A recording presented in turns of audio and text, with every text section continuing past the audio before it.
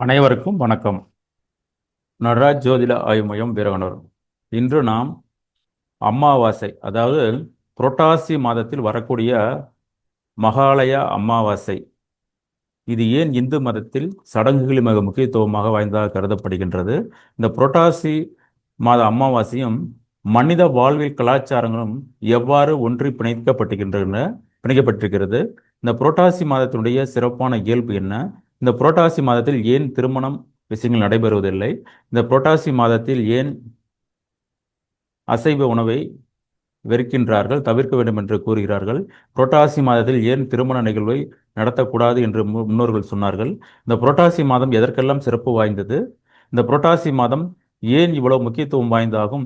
நம்முடைய சடங்கு கலாச்சார நிகழ்வோடு ஒன்றி பிணைக்கப்பட்ட ஒரு மாதமாகவும் ஏன் கருத வேண்டும் என்ற விளக்கத்தினை, இதை இந்து மத கலாச்சாரத்தின் அடிப்படையிலும் அறிவியல் தத்துவத்தின் அடிப்படை என்ற இருவேறு கோணங்களில் இந்த பதிவை நாம் ஆய்வு செய்ய உள்ளோம். சரி அன்பர்களே, இந்த பதிவை காணும் அன்பர்கள் தயவுசெய்து சப்ஸ்கிரைப் செய்து கொள்ளவும், உங்களுடைய நண்பர்களுக்கு ஷேர் செய்யவும். நீங்கள் கொடுக்கும் ஒத்துழைப்பு தான் மீண்டும் மீண்டும் புதிய பதிவினை உங்களை நோக்கி வர எங்களுக்கு உறுதுணையாக இருக்கும். சரி, இப்பொழுது மாதங்களில் புரட்டாசி மாதம் ஏன் மிக முக்கியத்துவமாக வாய்ந்திருக்கிறது? நம்முடைய கலாச்சாரங்களில் புரட்டாசி மாதம்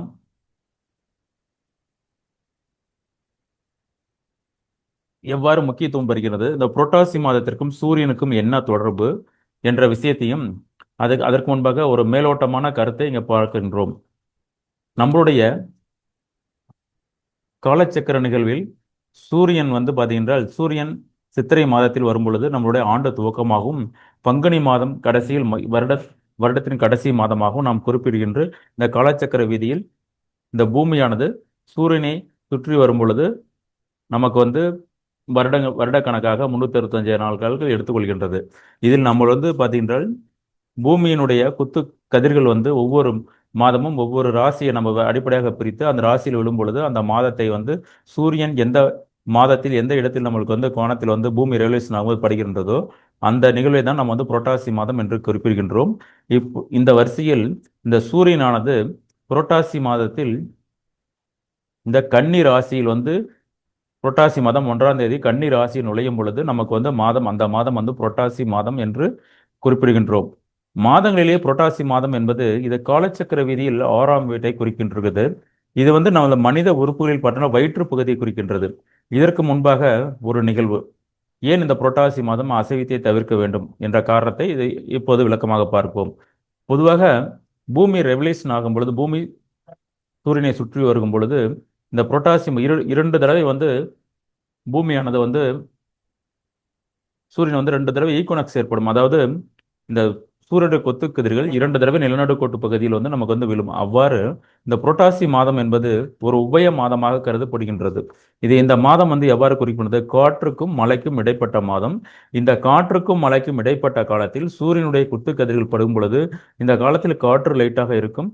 அதே நேரத்தில் வெப்பம் மழை இந்த இரண்டுக்கும் சாதகமான நிகழ்வுகள் இருக்கும் பொழுது ஒரு உஷ்ணம் நம்மளுக்கு அதிகமான நிகழ்வாக நம்ம தென்படும். இதை பார்த்தீங்கன்னா மாதங்களில் பார்த்தீங்கன்னா இது புரட்டாசி மாதத்தில் சூரியனுடைய குத்துக்கதிர்கள் நிலநடுக்கோட்டு பகுதியில் இந்த செப்டம்பர் மாதம் 22 வாக்கில் குத்துக்கதிர்கள் நிலநடுக்கோட்டு பகுதியில் நம்மளுக்கு நேரடியாக விழுகும் பொழுது இதை பார்த்தீங்கன்னா இந்த மாதத்தில் நம்மளுடைய பாடியில் உஷ்ண சம்பந்தப்பட்ட வியாதிகள் அதிகமாக ஏற்படும் என்பதனால் நம்ம அசைவம் சம்பந்தப்பட்ட விஷயத்தை நம்ம தவிர்ப்பது நன்மை. அவ்வாறு தவிர்க்கும் போது வயிற்றுள்ள ஜீரண மண்டலங்கள் பாதிக்கப்படாமல் இருப்பதற்கு தான் இந்த புரட்டாசி மாதம் சைவம் உணவுகளை நம்ம தவிர்க்க வேண்டும் என்று முன்னோர்கள் கூறினார்கள். அடுத்ததாக, இந்த புரட்டாசி மாதத்தில் ஏன் திருமண நிகழ்வை வைக்கக்கூடாது என்பதற்கான காரணம், இப்பொழுது காலச்சக்கர வீதியில் 1ஆம் இடம் என்பது மேசம் என்பது ஆணையும், அதே நேரத்தில் இந்த துலாம் என்பது பெண்ணின் வீட்டையும் குறிக்கின்றது. இதற்கு 6ஆம் இடம் என்பது திருமண உறவை பிரிக்கக்கூடிய ஒரு மாதமாகவும், இந்த 6ஆம் இடம் என்பது இந்த 7ஆம் பாவத்துக்கு 6ஆம் பாகமாக அமைந்ததால் இந்த புரட்டாசி மாதம் என்பது உபய மாதத்திலேயே முக்கியமான மாதமாகவும் கருதப்படுவதனால் இந்த மாதத்தில் திருமணம் போன்ற நிகழ்வுகளை தவிர்த்தல் நல்லது என்று நம் முன்னோர்கள் அறிவித்து கூறுகிறார்கள். இந்த புரட்டாசி மாதம் என்பது ஆன்மீகத்திற்கு ஏன் முக்கியத்துவம் வாய்ந்ததாக கருத வேண்டும்? இது ஏன் நம் முன்னோர்களுக்கு உண்டான சடங்குகளாகவும் இந்த புரட்டாசி மாதம் ஏன் இவ்வளவு முக்கியத்துவம் வாய்ந்தது என்றால், இந்த மாதங்களில் புரட்டாசி அமாவாசை என்றால் என்ன? அமாவாசை என்பது சூரியன், சந்திரன், பூமி இதுக்கு இடையில நேர்கோட்டு பகுதியில் வரும்பொழுது நமக்கு வந்து இருட்டு வானமாக நமக்கு தென்படும். சூரியன் என்பது ஆன்மா காரகன், நம்முடைய ஆன்மாவை உருவக்கூடிய காரகனாகவும், சந்திரன் என்பது நம்முடைய தாய், நம்மளது மனோ காரகனாகவும் நமக்கு வந்து உள்ளது. இந்த பூமி வந்து நம்ம வரக்கூடிய வசிக்கின்ற பூமி. இப்போ வந்து இரவில் வந்து பகலில் வந்து நம்மளுக்கு சூரியன் வெளிச்சமாகவும், இரவில் வந்து பார்த்தீங்கன்னா சந்திரன் வெளிச்சமாகவும் இருக்கும்.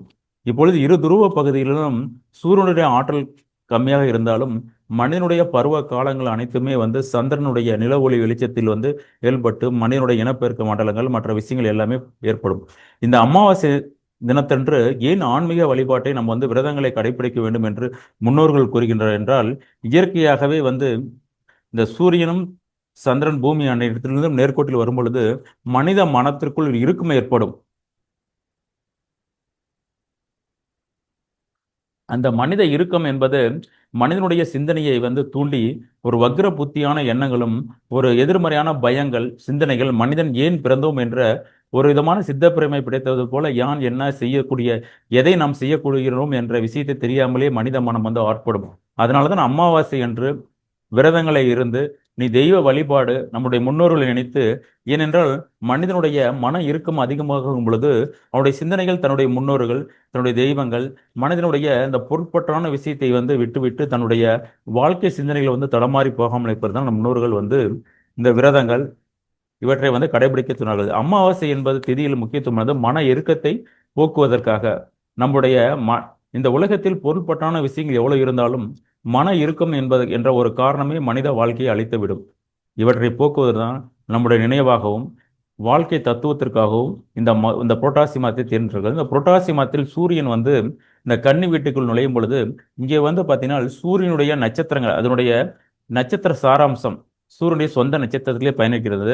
அடுத்ததாக சந்திரனுடைய நட்சத்திரம் அஸ்த நட்சத்திரத்திலையும் பயணிக்கின்றது. அடுத்தது இந்த பூமிக்கு காரகன் நம்மளுடைய ரத்த பந்தத்துக்கெல்லாம் காரணமாகிய செவ்வாயினுடைய நட்சத்திரத்திலையும் வந்து சூரியன் வந்து விழுகின்றது. இப்படிப்பட்ட அற்புதமான மாதத்தில் தான் நாம் என்ன செய்கின்றோம், நம்முடைய மூதாதிகள் இரத்த பந்த உறவுகள் இவர்களுக்கான சடங்குகளை செய்ய வலியுறுத்தி நமக்கு வந்து முன்னோர்கள் வந்து அறுதிட்டு கூறுகிறார்கள் என்றார். பொதுவாக இந்த கன்னி என்பது ஆறும் நீரும் நிலமும் சேரக்கூடிய இடத்தில் ஒரு வளமான பூமியை குறிக்கக்கூடிய ஒரு இடம்தான் இந்த புரட்டாசி மாதம். இந்த மாதம் என்பது மனித வாழ்க்கையில் பணம், பொருளாதாரம், சிந்தனைகள், வெற்றி வாய்ப்புகள் எல்லாமே குறிப்பிடுகின்றோம். இந்திய இந்திய நம்ம வந்து இந்திய வேதிக் அஸ்ட்ராலஜி மற்றும் இந்து மதத்தில் நாம் வந்து என்ன குறிக்கிறோம், இதனுடைய அதிபதி புதனை வந்து நம்ம வந்து விஷ்ணுவாகவும், சூரியனை வந்து சைவ சைவ சித்தாந்தத்தில் சூரியனை வந்து என்ன கொண்டிருக்கிறோம் சிவனாகவும், அங்கே வீற்றிருக்கக்கூடிய சந்திரன் வந்து தாயாகவும் குறிப்பிடுவதனால்தான் இந்த மாதம் வந்து சூரியன் அடுத்தது சிவன் இருவேறுமே இருவேறு நட்சத்திர பிணைப்புகள் மூலியமா இணைப்பதனால் இது மகாலய அமாவாசை. இது அனைத்து விதமான மக்களுடைய மன இருள்களை போக்கக்கூடிய ஒரு மிக முக்கியமான மாதமாக குறிப்பிட வேண்டியதுனால்தான் நம்ம வந்து இந்த மாதத்தை வந்து நம்ம மிகவும் சிறப்பு வாய்ந்த மாதமாக நம்ம வந்து இங்கே அறுதிக்கிட்டு இந்த மாதத்தில் அதிக முக்கியத்துவத்திற்கு நாம் கொடுக்கின்றோம். பொதுவாக நாம் வந்து ஒரு தானங்கள் தர்மங்கள் அனைத்துமே மனித வாழ்க்கையில் காலச்சக்கரத்தின் 4, 8, 12ஆம் வீடாம் எது இருக்குது, நீர். இந்த உலகத்தில் வந்து முதல் வந்து நம்ம என்ன பண்ணோம்னா அக்னி, ரெண்டாவது வந்து நிலம், நம்முடைய நிலம், காற்று, மூக்கோட காற்று, இவைகள் அனைத்தும் எதனால் கழுவப்பட வேண்டும், நீரினால் கழுவிட வேண்டும். நம்முடைய நாம் வாழ்வது வந்து பார்த்தீங்கன்றால் நிலப்பகுதியில் நாம் வாழ்கின்றோம். அதனுடைய தத்துவங்கள் நினைத்தால் நீர் நீர் என்பது நீரில் வந்து வாழக்கூடிய உயிரினங்களுக்கு நம்ம வந்து தர்ப்பணம் செய்வதன் மூலம் அவங்களுக்கு நீர் கடமைகளை செய்வதன் மூலம் அவருடைய வழிச்சடங்குகள் செய்வதன் மூலம் நம்முடைய பிறப்பு இறப்புகள் வந்து எதிர்மறையான சிந்தனைகள். நம்முடைய வாழ்க்கை என்பது நீரும் நிலமும் இடைப்பட்ட பகுதி. இந்த இடைப்பட்ட பகுதியில் வந்து மனித இனம் என்பது நிலப்பகுதியை சார்ந்தே வாழ முடியும். மனிதன் வந்து நீர்ப்பகுதியில் வாழ்வது வந்து சாத்தியமற்றது. ஆகையினால் தான் இந்த சமய சடங்குகள் நம் முன்னோர்கள் வந்து நீரினால் நமக்கு வந்து ஆளப்படுகின்றார்கள். நீரினால் கழுகு, நீரினால் போகப்படும். நம்ம வந்து கடலினால் நீராடு எதனாலும் நம்ம என்ன பண்ணும், உடலை தூய்மை செய்வது போல நீரில் வாழும் உயிரினங்களுக்கு உன்னுடைய பிண்டத்தை அங்கே களி. இப்போ வந்து நீர் வீடுகளில் என்ன நட்சத்திரங்கள் இது, அங்கே வந்து பார்த்தீங்கன்னா குரு என்ற அழகான உணவுகள் நம்ம சமைக்கும் போது பருப்பு வகைகள் இதெல்லாம் இருக்கும். அடுத்ததாக வந்து சனி என்பது அதனுடைய காரத்துவம் சனி என்பது மன இறுக்கமும் மன நல்லொழுக்கும் கொண்ட உறுதியான மனம், அடுத்ததாக புதன் காய்கறிகள், பழங்கள் இதெல்லாம் இருக்கக்கூடிய ஒரு நிகழ்வை தான் நம்ம வந்து சேர்த்து வைத்து நம் முன்னோர்களுக்கு செய்யக்கூடிய முன்னோர்கள் என்பது எதிர்மறையான சிந்தனைகளை நம்ம கண்ணில் பார்க்க முடியாது. ஆனால் உயிர் வாழ்ந்து கொண்டக்கூடிய ஒரு இடத்தில் இருக்கிறாங்க. அந்த இடம் என்பது என்ன? நீர். அதனால தான் நீரில் நம்ம தர்ப்பணம் செய்வதன் நீரில் நம்ம கரைப்பதன் மூலம் அங்குள்ள உயிரினங்களே வந்து நம்மளை வந்து எடுத்துக்கொள்ளும் என்பதுதான் இந்த ஐதீகத்தினுடைய சிறப்பு. இதில் என்ன என்ற சிறப்பு என்றால், நம்முடைய மதங்களில் 2 மதம் வந்து இந்து மதத்தில் வந்து சைவம் வைணவம் 2 மதத்திலுமே வந்து புதன், அதாவது விஷ்ணு, அடுத்தது சிவன், இரண்டுமே ஒரு சேர கலந்திருக்கக்கூடிய இந்த மாதத்தை தான் இவ்வளவு சிறப்பு வாய்ந்த மாதமாக நாம் குறிப்பிடுகின்றோம். இவை எல்லாமே என்ன சார் சிறப்பு? நம்ம வந்து இந்த இடத்தில் வந்து இந்த 6ஆம் இட காலச்சக்கரத்தினுடைய 6ஆம் இடத்தில் புரட்டாசி மாதத்தில் நம்ம வந்து இந்த அமாவாசை நிகழ்வு நடக்கும் பொழுது ஒவ்வொரு லக்னத்திற்கு பிறந்தவர்களுக்கும் எவ்வாறு இதனுடைய எண்ணங்கள் சிந்தனைகள் அன்றைய இடம் எவ்வாறு ஒரு ஒரு சிந்தனையை தோற்றுவிக்கும், அந்த சிந்தனையுடைய வெளிப்பாடு நம்ம யாருக்காக எதையெல்லாம் செய்ய வேண்டும். ஏனென்றால் ஒரு தர்ப்பணம் கொடுக்கும் பொழுது தர்ப்பணம் ஒருவருடைய நினைவுகள் எதெல்லாம் தூண்டும். ஃபர்ஸ்ட் வந்து ஒரு ஒரு கேட்டகரியை வந்து நம்ம புரிஞ்சுக்கலாம். நம்ம எல்லாமே ஒரே இடத்தில் இருக்கின்றோம். ஆனால் ஒவ்வொருடைய மனமும் மனநிலையும் வந்து வேறுபட்டதாக தான் இருக்கும். அதே போலத்தான் ஒவ்வொரு சிந்தனையில் அவங்களுடைய மாதத்தில் வந்து ஒரு லக்னத்தில் இப்போ வந்து ஒரு நாளில் 12 லக்னம் உதிப்பதைப் போல ஒரு ஒரு மாதத்தில் அந்த மாதத்தில் வரக்கூடிய மன இறுக்கம், மன பௌர்ணமி என்பது மன கிளர்ச்சி சந்தோஷத்தினுடைய வெளிப்பாடு. இந்த அமாவாசை என்பது மன இறுக்கம். அப்பொழுது மன இறுக்கம் யாரை நினைத்து ஏற்படும்? இப்பொழுது உதாரணமாக ஒரு ஒரு மனிதன் மேச லக்னத்தில் பிறந்திருந்தால் அவனுடைய மன இருக்கும் எவ்வாறு இருக்கும்? இது மேச லக்னம் என்பது இது காலச்சக்கரத்திற்கு 6ஆம் வீட்டை வந்து புரட்டாசி மாதம் வந்து குறிக்கும். இந்த மேச லக்னத்தில் பிறந்தக்கூடிய அன்பர்களுக்கு வந்து எதெல்லாம் எதிர்மனை தன்னுடைய உடல்நலை பிரச்சனைகள், தன்னுடைய சிந்தனைகள், கடன், நோய், வம்பு, வழக்குகள் போன்ற விஷயங்கள், தன்னுடைய மனைவியினுடைய பிரிவினைகள், தன்னுடைய வாழ்க்கையில் வந்து வெற்றி வெற்றி பெற வேண்டும் என்ற சிந்தனைகள், இந்த ரேஸ் ஆட்டம், மற்ற விஷயத்தில் போராட வேண்டும் என்ற குணம், வைராக்கிய குணம், இதை சார்ந்த விஷயத்தில் நம்ம தோற்றுவிட்டோம். இதையெல்லாம் சரி செய்ய வேண்டும். இதன் மூலியமாக அந்த 6ஆம் இடம், இதன் மூலியமாக உள்ள அமைப்புகளுக்கு நம்மளுடைய ஒரு தோற்றுவிட்ட பற்றை நம்ம வந்து குறிப்பதற்காக இந்த அமாவாசை தினம் வந்து விரதம் இருக்கும் பொழுது அதனுடைய நடைமுறைகள் நமக்கு வந்து எண்ணமாக நமக்கு விழக்கூடிய ஒரு நிலைமையாக இருக்கும். இதே ரிஷப லக்னம் வந்து பிறந்தவர்கள் வந்து தன்னுடைய குழந்தைகள், குருமார்கள், தன்னுடைய பணம், பொன், பொருள் இழப்பு என்பது நம்முடைய முன்னோர்கள் மட்டும் இல்லை, நம்முடைய வாழ்க்கையில் வந்து ஒரு சில ஆசைகள் வந்து தன்னை வந்து நிறைவேறாமல் போய்விடும். இந்த பிறப்பில் வந்து பார்த்தீங்கன்னா அனைத்துமே வந்து பார்த்தீங்கன்னா நம்முடைய மூதோதரைகளுக்காக செய்யக்கூடிய கடமைகளாக இருந்தாலும் மனிதன் வாழும் நிகழ்காலத்தில் வந்து தன்னுடைய ஆசைகள் நிறைவேறாமல் இருக்கும். அந்த ஆசையை நிறைவேற்றிக் கொள்ள வேண்டும். அப்பொழுது யாரை நினைக்க வேண்டும்? நமக்கு முன் வழிகாட்டுதல் இருக்கக்கூடிய ஒரு நபரை நினைத்து தான் நம்ம இருக்க வேண்டும். எனக்கு இதை கொடு என்று நாம் யாரிடம் கேட்க வேண்டும்? இந்த காலச்சக்கர நிகழ்வை நமக்கு முன் நாம் இந்த பிரபஞ்சத்தில் நம்ம எதையுமே எல்லாமே வந்து பரிணாம வளர்ச்சி நம்முடைய ஜீன் மாற்றங்களால் தான் ஒருவரிடமிருந்து ஒருவர் தான் இந்த செப்பரேட் பண்ணி பண்ணி நம்ம இன்றைய நாகரிக உலகில் வாழ்ந்து கொண்டிருக்கிறோம். அப்பொழுது இந்த நாகரிக உலகத்தில் உறுதுணையாக இருந்தக்கூடிய ஜீன் யார்? நம்முடைய முன்னோர்கள். அப்பொழுது உன்னுடைய தேவைகள் என்ன? அந்த தேவைக்காக உன்னுடைய மனதை வந்து வருத்தப்படும் பொழுது அந்த வருத்தத்துக்கான காரணம் என்ன? அப்பொழுது இந்த வைகாசி மாதம் என்பது இந்த ரிஷப லக்னத்தை குறிக்கக்கூடிய ஒரு அமைப்பாகும். இந்த ரிஷப லக்னம் ரிஷப ராசியில் பிறந்தவர்கள் வந்து தன்னுடைய குழந்தைகள், தன்னுடைய குருமாதர்கள், தன்னுடைய ஆன்மீக சிந்தனைகள், தன்னுடைய அரசியல் பயணங்கள், தன்னுடைய சிந்தனைகள் இவைகளெல்லாம் நம்ம வந்து வெற்றியோ தோல்வியோ நினைத்து அதன் மூலியமாக அந்த மாதங்களில் விரதங்களையும் புணர்ச்சிகளையும் தன்னுடைய முன்னோர்களை நினைத்து செய்யும் பொழுது அவர்களுக்கு இது சம்பந்தப்பட்ட நிகழ்வுகளை வந்து அகழ்வதற்கு ஒரு பரிகார நிகழ்வாக நாம் கருதப்படலாம். அடுத்ததாக ஆணி மாதம், மிதுனம் என்பது ஆணி மாதத்தை குறிக்கக்கூடிய ஒரு மாதமாகும். இந்த ஆணி மாதத்தில் பிறந்தவர்களுடைய தன்னுடைய தாய், தன்னுடைய வீடு, நிலம், வாகனங்கள், நீங்கள் பயன்படுத்தக்கூடிய அனைத்து விதமான ப்ராப்பர்ட்டிஸ் அனைத்துமே 4ஆம் இடம். இதில் உங்களுக்கு குறைபாடுகளோ இதன் மூலியமாக சார்ந்த விஷயங்களுக்கு நீங்கள் வந்து ஆட்பட வேண்டும் என்றால் இந்த மாதத்தை நீங்கள் வந்து அதை நினைத்து நீங்கள் வந்து வழிபட்டு அந்த சடங்குகளை செய்வதன் மூலம் இந்த உங்களுடைய மனக்குறைகளுடைய இறுக்கத்தை நீங்கள் வந்து வெளிப்பட கொள்ளலாம். அடுத்ததாக இந்த ஆடி மாதம் என்பது மாதங்களில் ஆடி, ராசிகளில் சந்திரன், இதில் வந்து கடகம். இந்த கடக லக்னத்திற்கு 3ஆம் இடம் வந்து தன்னுடைய நிறைவேறாத ஆசைகள், செயல்கள், உங்களுடைய பயணங்கள், நம்முடைய முயற்சிகள், தன்னுடைய மனக்குழப்பங்கள் இதுக்கெல்லாம் காரணமாக இருக்கும். இந்த மனக்குழப்பத்திலிருந்து தன்னை விடுவித்துக் கொள்வதற்கும் தன்னுடைய சிந்தனைக்கும் ஆற்றல்களுக்கும் வீடு இல்லாதவர்களுக்கு வீடு, தன்னுடைய தாயை நினைத்து இதெல்லாம் செய்வர்களுக்கு வந்து இந்த மாதத்தில் வந்து செய்வது தன்னுடைய மன இறுக்கம் என்பது சற்று நெகிழ்தன்மை அடையும் என்பது விதி. அடுத்தது ஆவணி மாதம் என்பது இந்த சிம்ம ராசி சிம்ம லக்னத்தில் பிறந்தவர்களுக்கு இது வந்து 2ஆம் இடமாக வருவதனால் தன்னுடைய குடும்ப உறுப்பினர்கள், தன்னுடைய பொன் பொருள், தன்னுடைய முகம் இதிலெல்லாம் குறைபாடுகள், தன்னுடைய ஃபைனான்சியல் சம்மந்தப்பட்ட விஷயங்கள், மனைவியினுடைய உடல் ஆரோக்கியம், இவைகளுக்கெல்லாம் நம்ம முக்கியத்துவம் கொடுத்து நீங்கள் வந்து இந்த மாதத்தில் வந்து இந்த விரதம், அடுத்தது தெய்வ வழிபாடுகளை நீங்கள் செய்வதன் மூலம் இதிலிருந்தெல்லாம் தப்பித்துக் கொள்ளலாம். அடுத்தது இந்த கன்னி ராசி, கன்னி லக்னத்தில் பிறந்தவர்கள் தனக்காக தன்னுடைய ஆசைகள் நிறைவேற வேண்டும், தன்னுடைய எண்ணங்கள் ஈடேற வேண்டும், நான் நினைத்ததெல்லாம் எனக்கு நடக்க வேண்டும், என்னுடைய தனிப்பட்ட வாழ்க்கையில் நான் தோல்விகளை அடைந்து விட்டேன், என்னுடைய வாழ்க்கை லட்சியத்தை வந்து நாம் அடைய வேண்டும் என்ற எண்ணத்திற்காக இந்த கன்னில இந்த கன்னிராசி கன்னிலக்கணக்காரர்கள் இந்த அமாவாசை விரதத்தை கடைபிடித்து அதில் மேற்பட்ட வழி நடைமுறைகளை செய்வதன் மூலம் முன்னோர்களிடமிருந்து தன்னுடைய ஆசைகளை பெறுவதற்குண்டான வாய்ப்புகள் வந்து நமக்கு வந்து அதிகமாக கூட்டிக் கொண்டிருக்கும். அடுத்ததாக இந்த துலா லக்னத்தில் பிறந்தவர்களுக்கு இந்த மாதம் எவ்வாறு இருக்கின்றால், இந்த வாழ்க்கையில் வந்து கடந்த கால நினைவுகளை நினைத்து நினைத்து இயங்கக்கூடிய ஒரு நபர்களாக இதை வந்து இந்த அமாவாசை வந்து மனத வருடலாகவே இருக்கும்.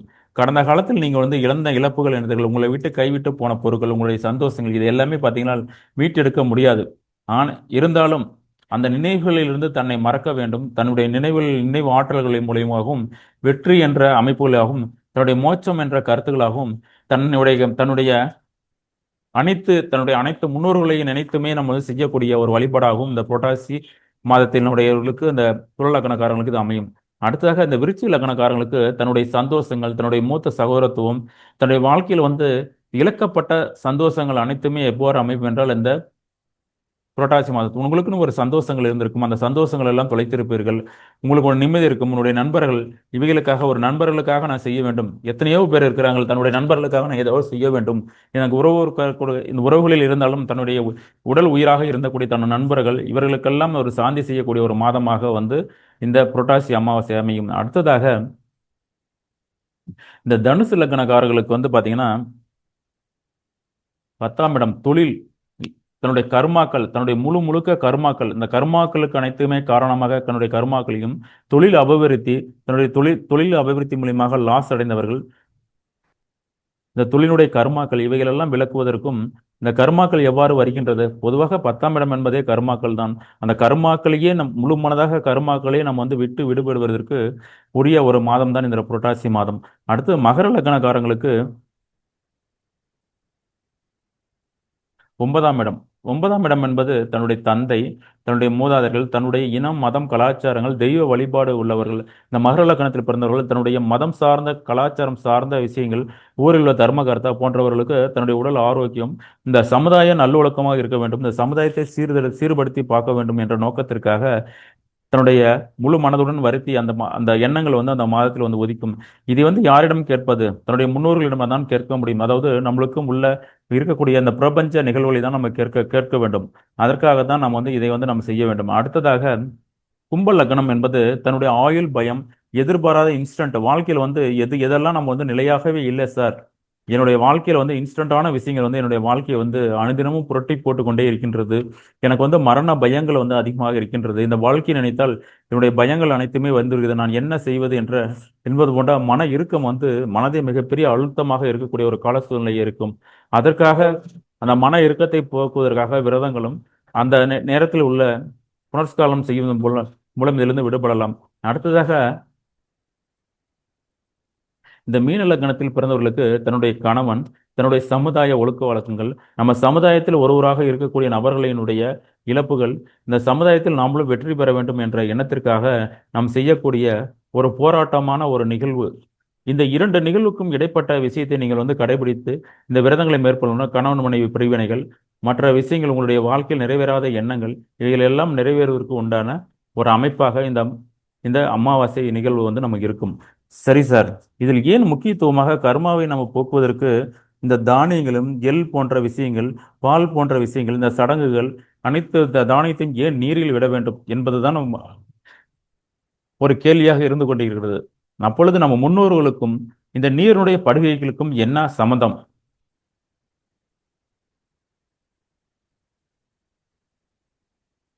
இப்பொழுது நம்முடைய பிறப்பு என்பது மாண்டவியல் பிறப்பு என்பது நிலம், காற்று, நீர் என்ற நிலத்தத்துவத்தை அடிப்படையாக நம்முடைய தத்துவங்களை வந்து வாழ்கின்றது. ஆனால் இந்த நீர் தத்துவம் ஒன்று இருக்கின்றது. இந்த நீர் என்பது ஒரு தேங்கியிருக்கக்கூடிய ஒரு அமைப்பு. இந்த நீருக்குள்ளும் என்ன பண்ணும், பலாயிரக்கணக்கான உளவியல் ஜீவிகள் வந்து அங்கே தான் வாழ்கின்றது. அப்பொழுது இந்த பூமியில் வாழும் மனிதன் வந்து நீரில் போய் வாழ முடியாது. அந்த இரண்டிலும் வாழக்கூடிய ஒரு ஒரு பிராணி வந்து அதை பார்த்தீங்கன்னா அலிகிரகமாக நம்ம வந்து எடுத்துக்கொள்கின்றோம்.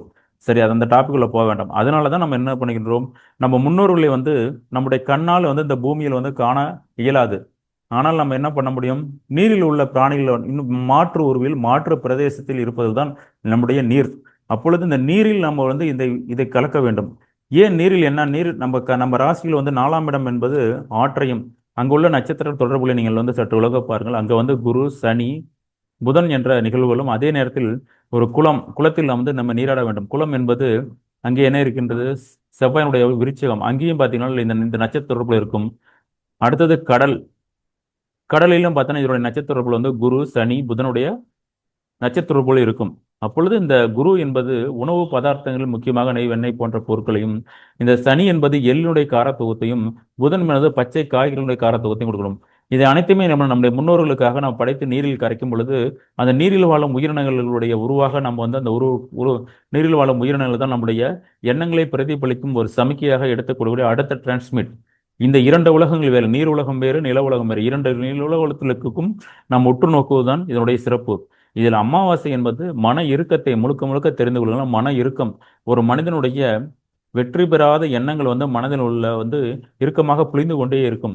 அந்த மன இறுக்கம், அந்த திதியினுடைய முக்கியத்துவம் எனது உலகில் வாழும் இயக்கத்திற்கு வந்து இயக்கம் தன்னுடைய மன இறுக்கத்தினால் தடுமாறி விடக்கூடாது, மனித வாழ்க்கை தடுமாறி விடக்கூடாது என்ற விரதங்கள், புனஸ்காலங்கள், இதையெல்லாம் முன்னோர்களை வந்து அனுதேசித்து ஒவ்வொரு மாதத்திற்கும் உண்டான இயல்புகளை நமக்கு வந்து கொடுத்திருக்கிறார்கள். இதுதான் இந்த மாதத்தினுடைய சிறப்பு. சரி அன்பர்களே, இந்த பதிவு பிடித்திருந்தால் சப்ஸ்கிரைப் செய்து கொள்ளவும், உன் நண்பர்கள் சேர்க்கவும். வணக்கம். மீண்டும் அடுத்த பதிவில் சந்திப்போம்.